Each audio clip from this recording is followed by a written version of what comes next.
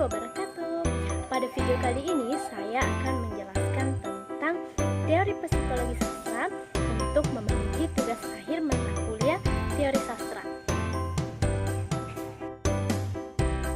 Pengertian psikologi sastra.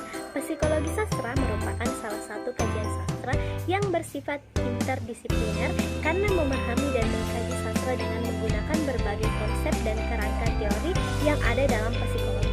Psikologi sastra mempunyai 4 kemungkinan pengertian, yakni studi psikologi pengarang atau sebagai pribadi, proses kreatif, studi tipe dan hukum-hukum psikologi yang diterapkan pada karya sastra, dan mempelajari dampak sastra pada pembaca. Latar belakang munculnya teori psikologi sastra. Latar belakang munculnya pendekatan psikologi sastra disebabkan oleh meluasnya perkenalan sarjana-sarjana sastra dengan ajaran-ajaran Freud yang mulai menerbitkan buku dalam bahasa Inggris, terutama The Interpretation of Dreaming atau penafsiran mimpi, dan Three Contributions to a Theory of Sex atau 3 karangan tentang seksualitas dalam dekade Perang Dunia. Pendekatan psikologi sastra dirintis oleh L.A. Richards melalui bukunya yang berjudul Principle of Literary Criticism. Dalam buku tersebut, Richards mencoba menghubungkan kritik sastra dalam uraian psikologi sistematik. Menurutnya, bahasa kritik sastra mendukung pandangan bahwa karya sastra sebagai suatu objek estetik tidak mempunyai pengaruh, sebab karya sastra adalah sebuah pengalaman pribadi pembacanya. Richards menentang idealisme estetik bahwa pendirian seni sebagai seni dengan mementingkan daya komunikasi. Karya seni termasuk sastra haruslah mendamaikan pertentangan dan nilai-nilai yang saling berlawanan seperti baik atau buruk, jahat, berbudi, dan sebagainya. Perdamaian nilai-nilai yang saling berlawanan itu dalam ironi yang merupakan dasar utama bagi poetik yang kemudian populer di kalangan kritikus sastra psikologi. Kritikus lain yang juga menggunakan psikologi sastra adalah Carl J. Jung dengan pendekatan mitos dan arketip keisanan purba dalam artikelnya yang berjudul On the Relation of Analysis Psychology to Poetic Art awal tahun 1930. Jung beranggapan bahwa beberapa sajak mempunyai daya tarik khusus untuk menggetarkan hati pembacanya.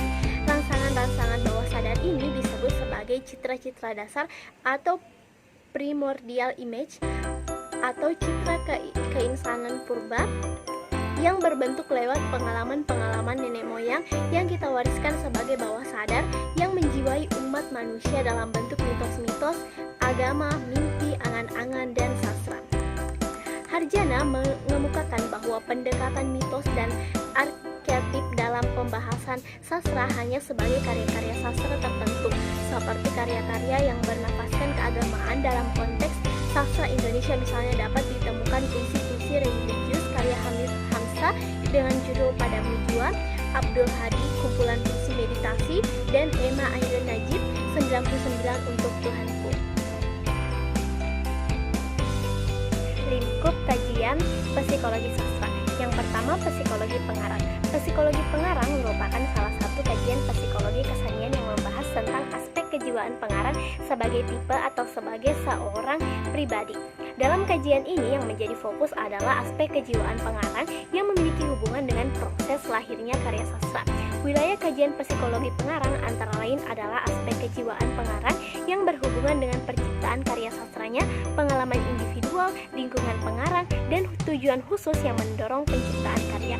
Karena memfokuskan kajiannya pada aspek kejiwaan pengarang selaku pencipta karya sastra, psikologi pengarang memiliki hubungan dengan pendekatan ekspresif. Seperti dikemukakan oleh Abrams, pendekatan ekspresif memandang dan mengkaji karya sastra dengan memfokuskan perhatiannya pada sastrawan sebagai pencipta karya sastra. Pendekatan ini memandang karya sastra sebagai ekspresi sastrawan, sebagai curahan perasaan atau luapan perasaan dan pikiran sastrawan, atau sebagai produk imajinasi sastrawan yang bekerja dengan persepsi-persepsi, pikiran-pikiran, atau perasaan-perasaannya. Contoh analisisnya dilakukan oleh Budiman pada karya Lisan yang ditulis oleh Hairil Anwar pada usia 20 tahun, di mana puisi ini ditulis ketika dia menghadapi neneknya yang meninggal dunia. Ia menginterpretasikan bahwa kematian tersebut membuat Chairil merasa melihat kehidupan dengan warna lain. Dia tiba-tiba merasa sendiri. Kalau kematian begitu berkuasa, pada saat namanya dipanggil, siapa yang bisa menolongnya? Kematian tampaknya harus dihadapi sebagai seorang individu yang sendirian.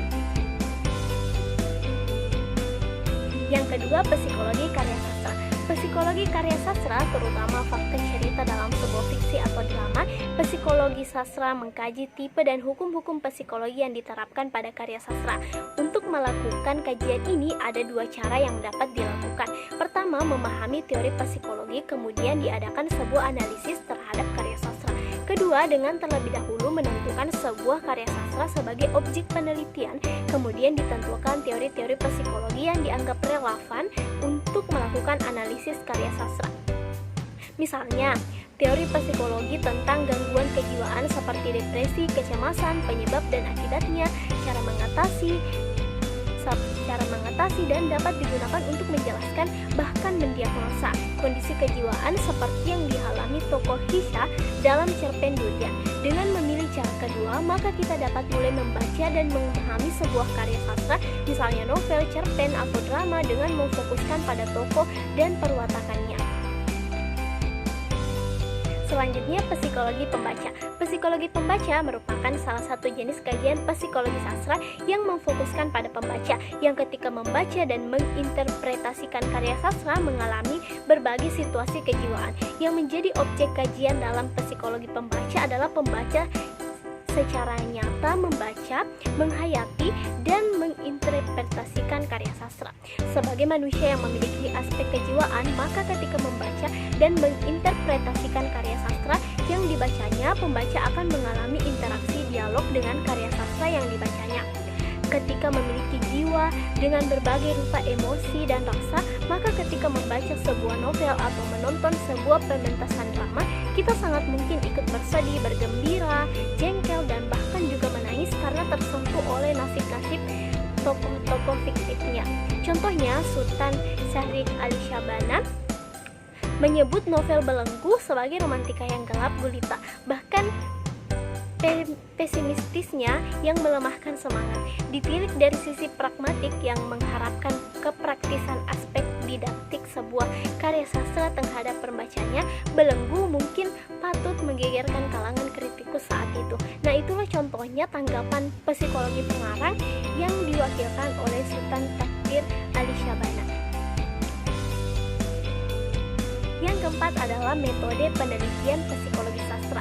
Nah, metode penelitian psikologi sastra terdapat 11 langkah-langkah, diantaranya menentukan persoalan pokok, mengidentifikasi dan merumuskan masalah, mengadakan studi kepustakaan, merumuskan hipotesa, mengumpulkan data, mengolah data, menganalisis dan memberi interpretasi, membuat generalisasi sesuai dengan sifat kesastraannya, menarik kesimpulan, dan merumuskan dan melaporkan hasil penelitian, serta mengemukakan implikasi-implikasi penelitian. Nah, itulah tadi yang dapat saya sampaikan tentang psikologi sastra. Lebih dan kurangnya mohon dimaafkan. Wassalamualaikum warahmatullahi wabarakatuh.